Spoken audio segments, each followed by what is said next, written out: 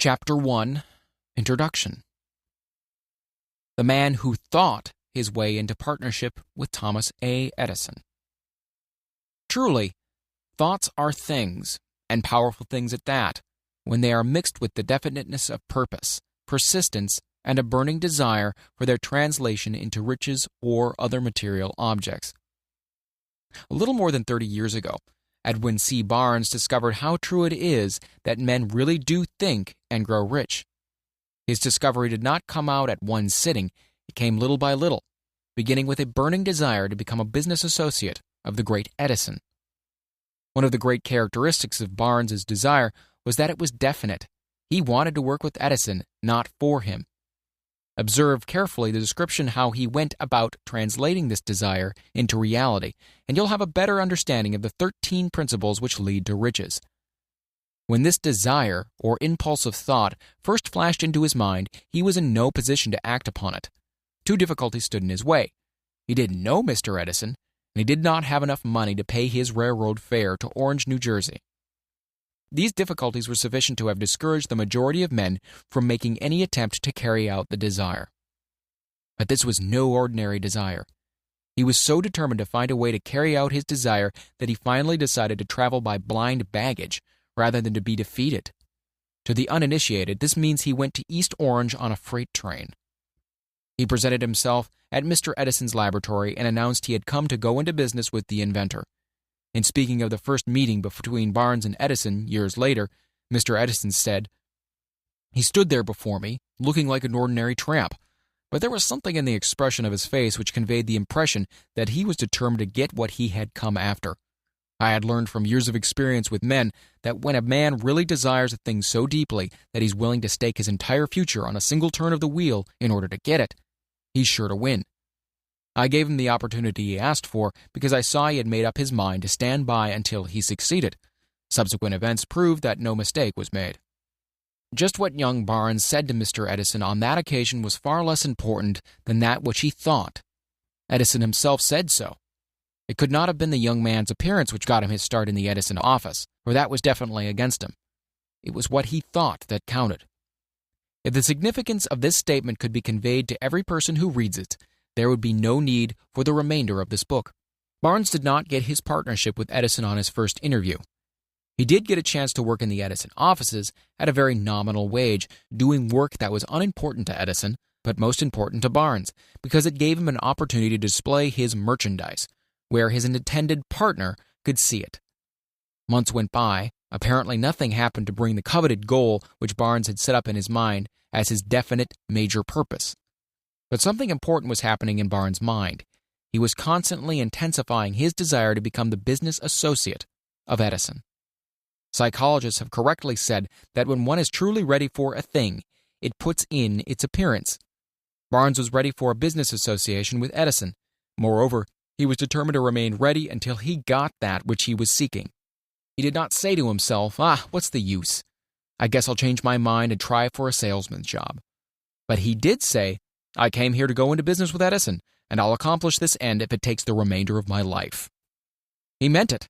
What a different story men would have to tell if only they would adopt a definite purpose and stand by that purpose until it had time to become an all-consuming obsession.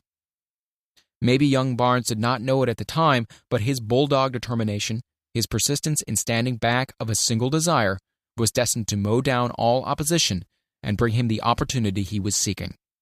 When the opportunity came, it appeared in a different form, and form a different direction than Barnes had expected. This is one of the tricks of opportunity. It has a sly habit of slipping in by the back door, and often it comes disguised in the form of misfortune or temporary defeat. Perhaps this is why so many fail to recognize opportunity. Mr. Edison had just perfected a new office device known at that time as the Edison dictating machine, now the Ediphone. His salesmen were not enthusiastic over the machine. They did not believe it could be sold without great effort. Barnes saw his opportunity right away. It had crawled in quietly, hidden in a queer-looking machine which interested no one but Barnes and the inventor. Barnes knew he could sell the Edison dictating machine. He suggested this to Edison and promptly got his chance. He did sell the machine. In fact, he sold it so successfully that Edison gave him a contract to distribute and market it all over the nation. Well, out of that business association grew the slogan, "Made by Edison and installed by Barnes." The business alliance has been in operation for more than 30 years. Out of it, Barnes has made himself rich in money, but he has done something infinitely greater. He has proved that one really may think and grow rich. How much actual cash and original desire of Barnes has been worth to him, I have no way of knowing. Perhaps it has brought him $2 or $3 million, but the amount, whatever it is, becomes insignificant when compared with the greater asset he acquired in the form of definite knowledge that an intangible impulse of thought can be transmuted into its physical counterpart by the application of known principles. Barnes literally thought himself into a partnership with the great Edison. He thought himself into a fortune. He had nothing to start with except the capacity to know what he wanted and the determination to stand by that desire until he realized it. He had no money to begin with. He had but little education. He had no influence. But he did have initiative, faith, and the will to win. With these intangible forces, he made himself number one man with the greatest inventor who has ever lived. Now, let us look at a different situation and study a man who had plenty of tangible evidence of riches, but lost it because he stopped 3 feet short of the goal he was seeking. 3 feet from gold. One of the most common causes of failure is the habit of quitting when one is overtaken by temporary defeat. Every person is guilty of this mistake at one time or another. An uncle of R.U. Darby was caught by the gold fever in the gold rush days and went west to dig and grow rich. He had never heard that more gold had been mined from the brains of men than has ever been taken from earth. He staked a claim and went to work with pick and shovel. The going was hard, but his lust for gold was definite. After weeks of labor, he was rewarded by the discovery of the shining ore. He needed machinery to bring that ore to the surface. Quietly, he covered up the mine, retraced his footsteps to his home in Williamsburg, Maryland, told his relatives and a few neighbors of the strike, and they got together money for the needed machinery to have it shipped. The uncle and Darby went back to work the mine. The first car of ore was mined and shipped to a smelter. The returns proved they had one of the richest mines in Colorado.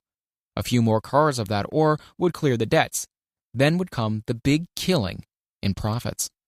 Down went the drills. Up went the hopes of Darby and uncle. Then something happened. The vein of gold ore disappeared. They had come to the end of the rainbow, and the pot of gold was no longer there. They drilled on, desperately trying to pick up the vein again, all to no avail. Finally, they decided to quit. They sold the machinery to a junk man for a few $100s and took the train back home. Some junk men are dumb, but not this one. He called in a mining engineer to look at the mine and do a little calculating. The engineer advised that the project had failed because the owners were not familiar with fault lines. His calculation showed that the vein would be found just 3 feet from where the Darbys had stopped drilling. This is exactly where it was found. The junk man took millions of dollars in ore from the mine because he knew enough to seek expert counsel before giving up. Most of the money which went into the machinery was procured through the efforts of R.U. Darby, who was then a very young man.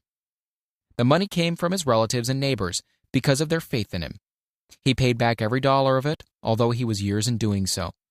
Long afterward, Mr. Darby recouped his loss many times over when he made the discovery that desire can be transmuted into gold. The discovery came after he went into the business of selling life insurance. Remembering that he lost a huge fortune because he stopped 3 feet from gold, Darby profited by the experience in his chosen work by the simple method of saying to himself, "I stopped 3 feet from gold, but I'll never stop because men say no when I ask them to buy insurance." Darby is one of a small group of fewer than 50 men who sell more than $1 million in life insurance annually. He owes his stickability to the lesson he learned from his quitability in the gold mining business. Before success comes in any man's life, he is sure to meet with much temporary defeat and perhaps some failure. When defeat overtakes a man, the easiest and most logical thing to do is to quit. That is exactly what the majority of men do. More than 500 of the most successful men this country has ever known told the author their greatest success came just one step beyond the point at which defeat had overtaken them. Failure is a trickster with a keen sense of irony and cunning. It takes great delight in tripping one when success is almost within reach. A 50-cent lesson in persistence. Shortly after Mr. Darby received his degree from the University of Hard Knocks and had decided to profit by his experience in the gold mining business, he had the good fortune to be present on an occasion that proved to him that no does not necessarily mean no. One afternoon, he was helping his uncle grind wheat in an old-fashioned mill. The uncle operated a large farm on which a number of colored sharecrop farmers lived. Quietly, the door was opened, and a small colored child, the daughter of a tenant, walked in and took her place near the door. The uncle looked up, saw the child, and barked at her roughly. "What do you want?" Meekly the child replied, "My mammy said send her 50 cents.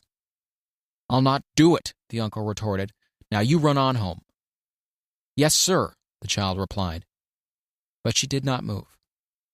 The uncle went ahead with his work, so busily engaged that he did not pay enough attention to the child to observe that she did not leave. When he looked up and saw her still standing there, he yelled at her, "I told you to go home. Now go, or I'll take a switch to you."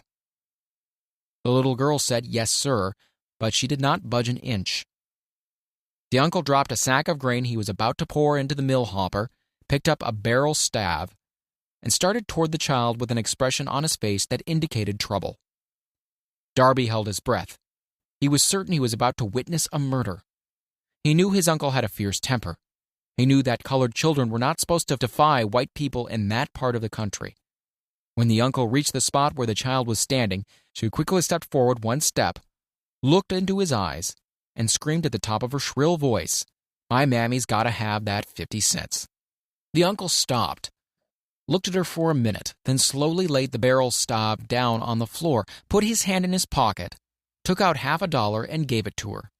The child took the money and slowly backed towards the door, never taking her eyes off the man whom she had just conquered. After she had gone, the uncle sat down on a box and looked out the window into space for more than 10 minutes. He was pondering with awe over the whipping he had just taken. Mr. Darby, too, was doing some thinking. That was the first time in his experience that he had seen a colored child deliberately master an adult white person. How did she do it? What happened to his uncle that caused him to lose his fierceness and become as docile as a lamb? What strange power did this child use that made her master over her superior?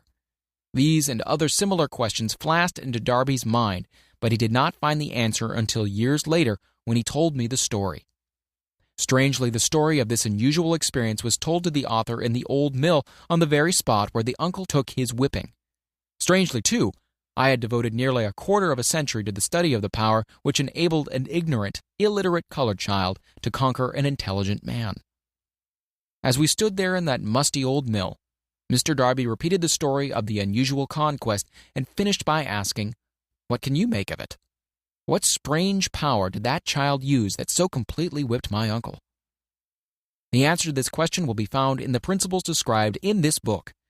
The answer is full and complete. It contains details and instructions sufficient to enable anyone to understand and apply the same force which the little girl accidentally stumbled upon. Keep your mind alert, and you'll observe exactly what strange power came to the rescue of the child. You will catch a glimpse of this power in the next chapter. Somewhere in the book, you'll find an idea that will quicken your receptive powers and place at your command, for your own benefit, the same irresistible power. The awareness of this power may come to you in the first chapter, or it may flash into your mind in some subsequent chapter. It may come in the form of a single idea, or it may come in the nature of a plan or a purpose. Again, it may cause you to go back into your past experience of failure or defeat and bring to the surface the same lesson by which you can regain all that you lost through defeat. After I had described to Mr. Darby the power unwittingly used by the colored girl, he quickly retraced his 30 years of experience as a life insurance salesman, and frankly acknowledged that his success in that field was due in no small degree to the lesson he had learned from the child.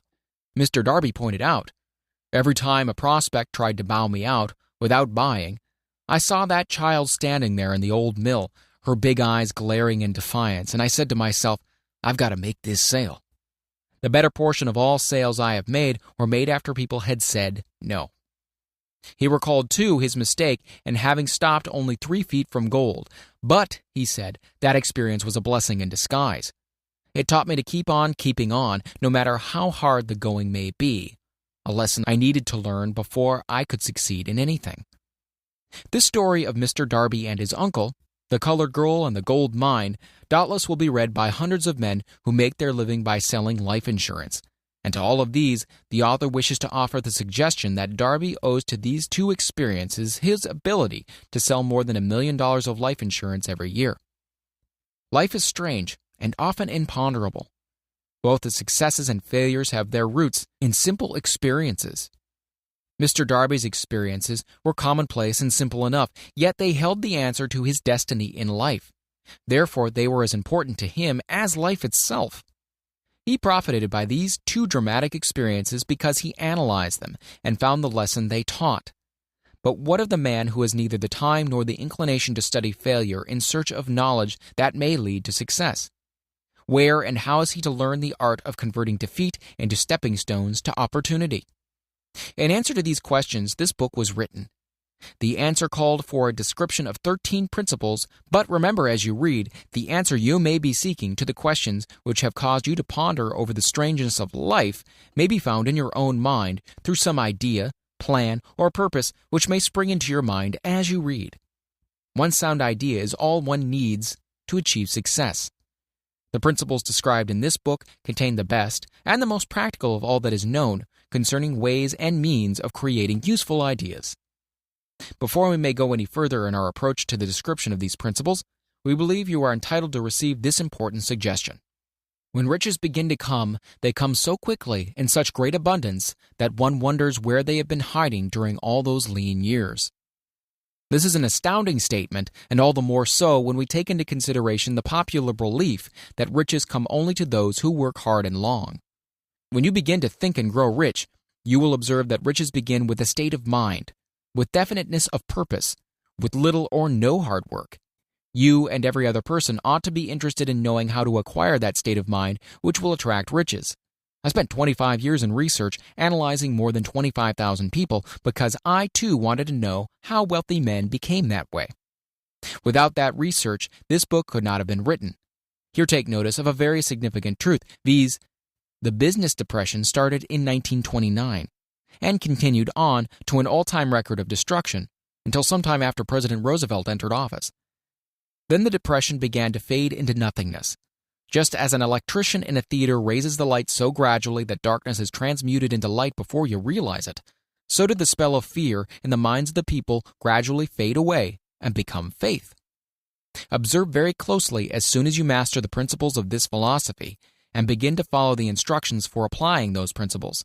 Your financial status will begin to improve, and everything you touch will begin to transmute itself into an asset for your benefit.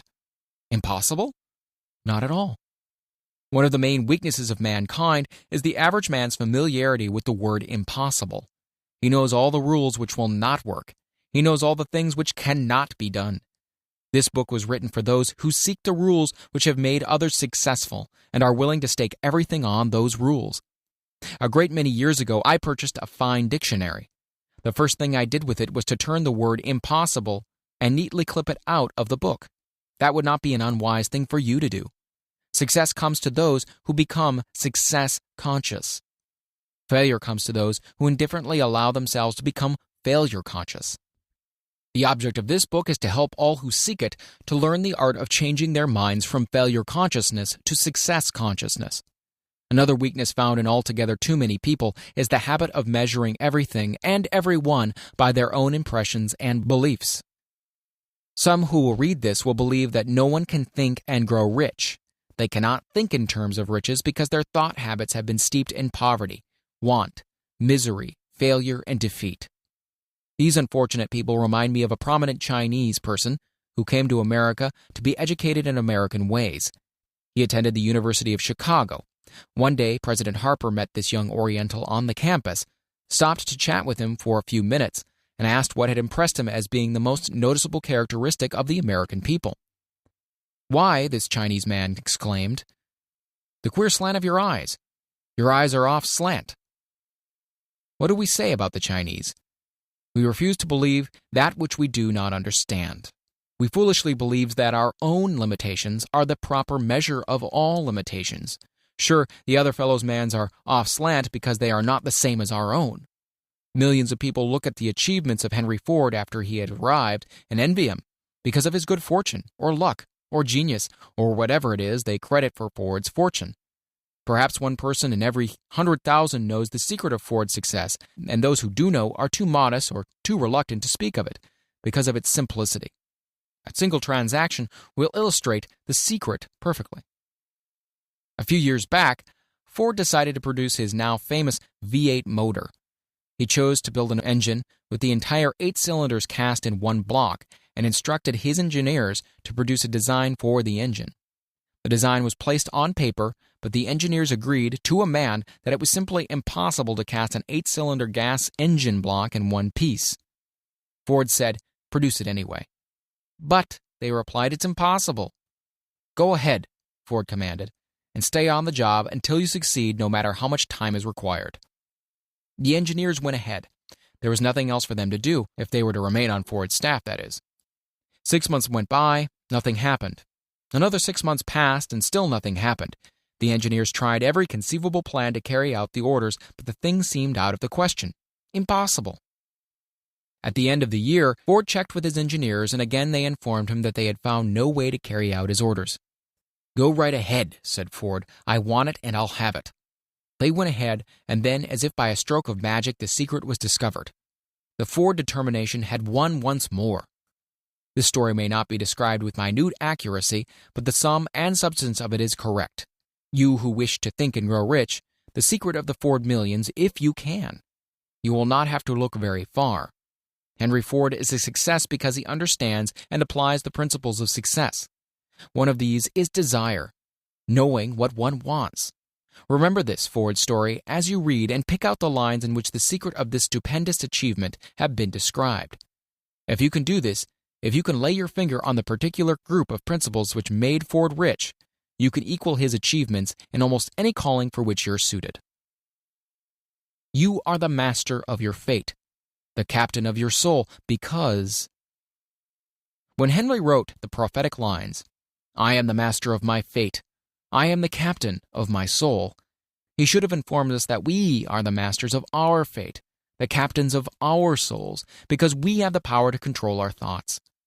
He should have told us that the ether in which these little earths float, in which we move and have our being, is a form of energy moving at an inconceivably high rate of vibration, and that the ether is filled with a form of universal power which adapts itself to the nature of the thoughts we hold in our minds, and influences us in natural ways to transmute our thoughts into their physical equivalent. If the poet had told us of this great truth, we would know why it is that we are the masters of our fate, the captains of our souls. He should have told us, with great emphasis, that this power makes no attempt to discriminate between destructive thoughts and constructive thoughts, that it will urge us to translate into physical reality thoughts of poverty just as quickly as it will influence us to act upon thoughts of riches. He should have told us, too, that our brains become magnetized with the dominating thoughts which we hold in our minds, and by means with which no man is familiar, these magnets attract to us the forces, the people, the circumstances of life which harmonize with the nature of our dominating thoughts. He should have told us that before we can accumulate riches in great abundance, we must magnetize our minds with intense desire for riches, that we must become money-conscious until the desire for money drives us to create definite plans for acquiring it. But, being a poet and not a philosopher, Henley contented himself by stating a great truth in poetic form, leaving those who followed him to interpret the philosophical meaning of his lines. Little by little, the truth has unfolded itself until it now appears certain that the principles described in this book hold the secret of mastery over our economic fate. We are now ready to examine the first of these principles. Maintain a spirit of open-mindedness, and remember as you read, they are the invention of no one man. The principles were gathered from the life experiences of more than 500 men who were actually accumulating riches in huge amounts, men who began in poverty and with but little education or influence. The principles worked for these men. You can put them to work for your own enduring benefit. You'll find it easy, not hard to do. Before you read the next chapter, I want you to know that it conveys factual information which might easily change your entire financial destiny, as it has so definitely brought changes of stupendous proportions to two people described. I want you to know also that the relationship between these men and myself is such that I could have taken no liberties with the facts, even if I had wished to do so. One of them has been my closest personal friend for almost 25 years, and the other is my own son. The unusual success of these two men, success which they generously accredit to the principle described in the next chapter, more than justifies this personal reference as a mean of emphasizing the far-flung power of this principle. Almost 15 years ago, I delivered the commencement address at Salem College in Salem, West Virginia. I emphasized the principle described in the next chapter with so much intensity that one of the members of the graduating class definitely appropriated it and made it a part of his own philosophy. The young man is now a member of Congress and an important factor in the present administration. Just before this book went to the publisher, he wrote me a letter in which he so clearly stated his opinion of the principle outlined in the next chapter that I have chosen to publish this letter as an introduction to that chapter. It gives you an idea of the rewards to come. My dear Napoleon, my service as a member of Congress having given me an insight into the problems of men and women, I am writing to offer a suggestion which may become helpful to thousands of worthy people. With apologies, I must state that the suggestion, if acted upon, will mean several years of labor and responsibility for you, but I am enheartened to make this suggestion because I know your great love for rendering useful service. In 1922, you delivered the commencement address at Salem College when I was a member of the graduating class. In that address, you planted in my mind an idea which has become responsible for the opportunity I now have to serve the people of my state, and will be responsible in a very large measure for whatever success I may have in the future. The suggestion I have in mind is that you put into a book the sum and substance of the address you delivered at Salem College, and in that way give the people of America an opportunity to profit by your many years of experience and association with the men who, by their greatness, have made America the richest nation on earth. I recall, as though it were yesterday, the marvelous description you gave of the method by which Henry Ford, with but little schooling, without a dollar, with no influential friends, rose to great heights. I made up my mind then, even before you had finished your speech, that I would make a place for myself no matter how many difficulties I had to surmount. Thousands of young people will finish their schooling this year and within the next few years. Every one of them will be seeking just such a message of practical encouragement as the one I received from you. They will want to know where to turn, what to do to get started in life. You can tell them because you have helped to solve the problems of so many people. If there is any possible way that you can afford to render so great a service, may I offer the suggestion that you include with every book one of your personal analysis charts, in order that the purchaser of the book may have the benefit of a complete self-inventory, indicating, as you indicated to me years ago, exactly what is standing in the way of success. Such a service as this, providing the reader of your book with a complete, unbiased picture of their faults and their virtues, would mean to them the difference between success and failure. The service would be priceless.